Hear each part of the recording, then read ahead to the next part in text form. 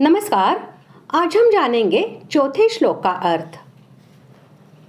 साधन में सुगम होने के कारण सांख्य योग की अपेक्षा कर्मयोग को श्रेष्ठ सिद्ध करके अब भगवान दूसरे श्लोक में दोनों निष्ठाओं का जो एक ही फल निश्रेयस परम कल्याण बतला चुके हैं, उसी के अनुसार दो श्लोकों में दोनों निष्ठाओं के फल में एकता का प्रतिपादन करते हैं। श्लोक चौथा। सांख्य योगौ पृथक् बालाः प्रवदन्ति न पंडिताः एकमप्यास्थितः सम्यक् उभयोर्विन्दते फलम्। श्लोक का अर्थ।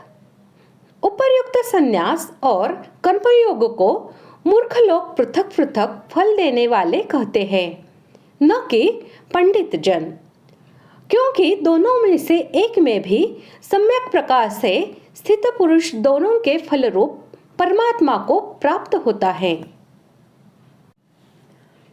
सांख्य योग और कर्म योग दोनों ही परमार्थ तत्व के ज्ञान द्वारा परम पद रूप कल्याण की प्राप्ति में हेतु है।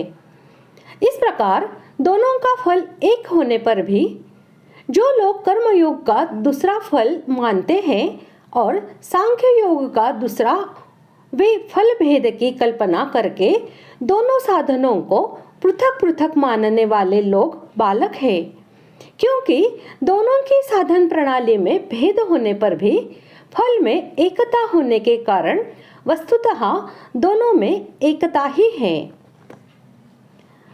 परमार्थ तत्व ज्ञान रूप बुद्धि का नाम पंडा है और वह जिसमें हो उसे पंडित कहते हैं। इसलिए यथार्थ तत्वज्ञानी सिद्ध महापुरुष का नाम पंडित है। संन्यास और कर्म योग दोनों निष्ठाओं का फल एक ही है और वह है परमार्थ ज्ञान के द्वारा परमात्मा की प्राप्ति। इसलिए यह कहना उचित है कि एक में पूर्णतया स्थित पुरुष दोनों के फल को प्राप्त कर लेता है। यदि कर्मयोग का फल सांख्य योग होता और सांख्य योग का फल परमात्मा साक्षात्कार रूप मोक्ष की प्राप्ति होती, तो दोनों में फलभेद होने के कारण ऐसा कहना नहीं बनता, क्योंकि ऐसा मानने से सांख्य योग में पूर्ण रूप से स्थित पुरुष कर्म योग के फलस्वरूप सांख्य योग में तो पहले से ही स्थित है, फिर वह कर्म योग का फल क्या प्राप्त करेगा। और कर्म योग में भली भांति स्थित पुरुष यदि सांख्य योग में स्थित होकर ही परमात्मा को पाता है, तो वह सांख्य योग का फल सांख्य योग के द्वारा ही पाता है। फिर यह कहना कैसे सार्थक होगा कि एक ही निष्ठा में भली भांति स्थित पुरुष दोनों के फल को प्राप्त कर लेता है। इसलिए यही प्रतीत होता है कि दोनों निष्ठाएं स्वतंत्र है और दोनों का एक ही फल है।